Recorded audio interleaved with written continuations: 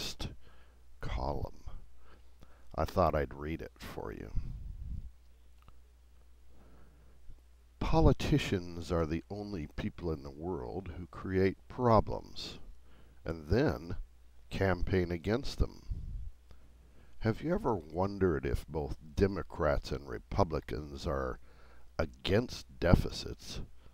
Why do we have deficits? Have you ever wondered if all the politicians are against inflation and high taxes? Why do we have inflation and high taxes? You and I don't propose a federal budget. The president does. You and I don't have the constitutional authority to vote on appropriations. The House of Representatives does. You and I don't write the tax code. Congress does. You and I don't set fiscal policy. Congress does. You and I don't control monetary policy. The Federal Reserve Bank does. 100 senators, 435 congressmen, 1 president, and 9 Supreme Court justices equates to 545 human beings. Out of the 300 million are directly, legally, morally, and individually responsible for the domestic problems that plague this country. I excluded the members of the Federal Reserve Board because that problem was created by Congress in 1913. Congress delegated its constitutional duty to provide a sound currency to the federally chartered but private central bank. I excluded all the special interests and lobbyists for a sound reason. They have no legal authority.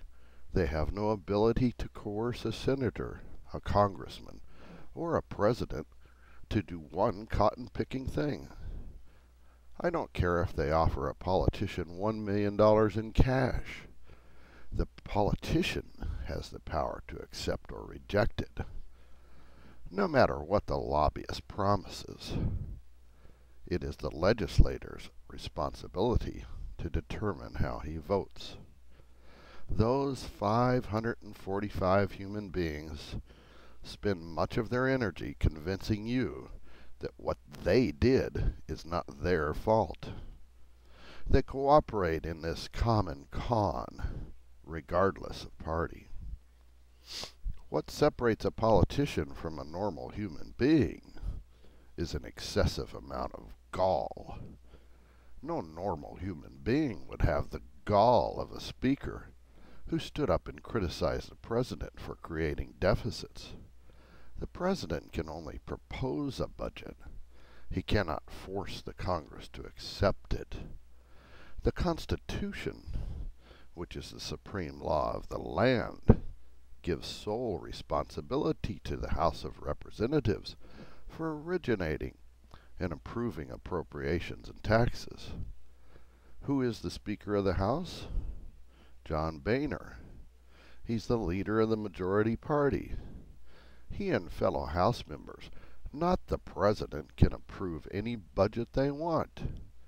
If the President vetoes it, they can pass it over as veto if they agree to. It seems inconceivable to me that a nation of 300 million cannot replace 545 people who stand convicted by present facts of incompetence and irresponsibility. I can't think of a single domestic problem that is not traceable directly to those 545 people. When you fully grasp the plain truth that 545 people exercise the power of the federal government, and then it must follow that what exists is what they want to exist. If the tax code is unfair, it's because they want it unfair. If the budget is in the red, it's because they want it in the red. If the Army and Marines are in Iraq and Afghanistan, it's because they want them in Iraq and Afghanistan. If they do not receive Social Security, but are on an elite retirement plan, not available to the people, it's because they want it that way. There are no insoluble government problems.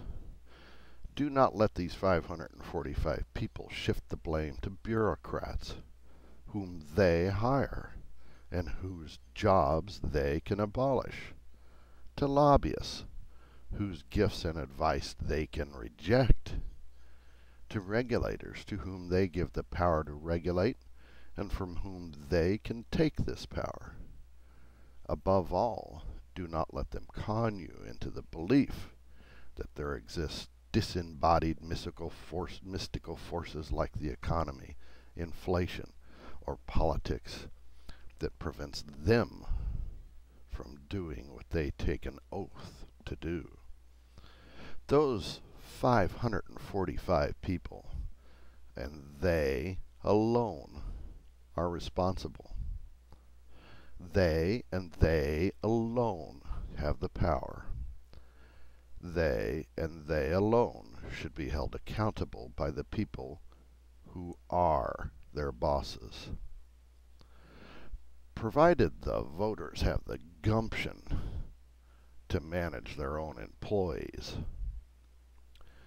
we should vote all of them out of office and clean up their mess.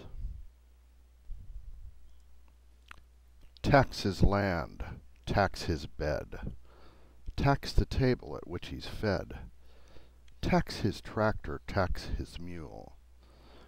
Teach him taxes are the rule. Tax his work, tax his pay. He works for peanuts anyway.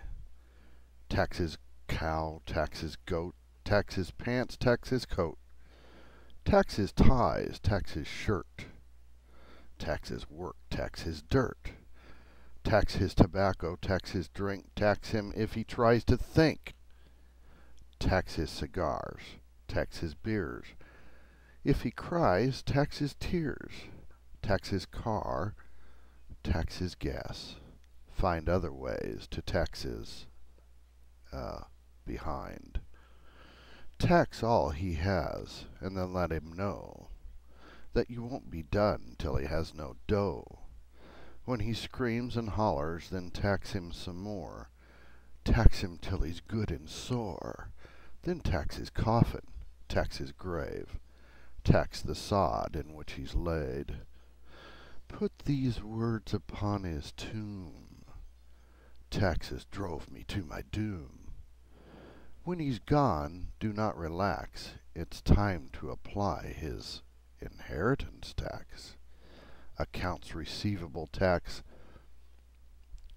building permit tax, CDL license tax, cigarette tax, corporate income tax, dog license tax, excise taxes, federal income tax, federal unemployment tax, fishing license tax, food license tax, fuel permit tax, gasoline tax, gross receipts tax, hunting license tax, inheritance tax, inventory tax, IRS interest charges, IRS penalties, liquor tax, luxury taxes, marriage license tax, Medicare tax, personal property tax itself, real estate tax, service charge tax, Social Security tax, road usage tax, recreational vehicle tax, sales tax, school tax, state income tax, state unemployment tax,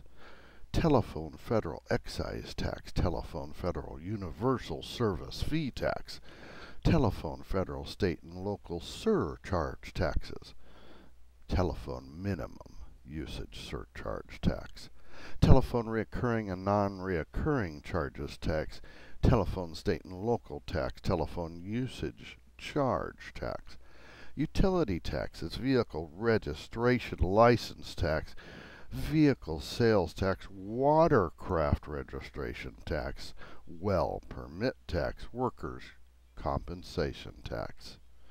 Still think this is funny? Not one of these taxes existed 100 years ago. and our nation was the most prosperous in the world. We had absolutely no national debt, had the largest middle class in the world, and Mom got to stay home and raise the kids. What the hell happened? Can you spell POLITICIANS? I hope this goes around the USA at least 545 times. You can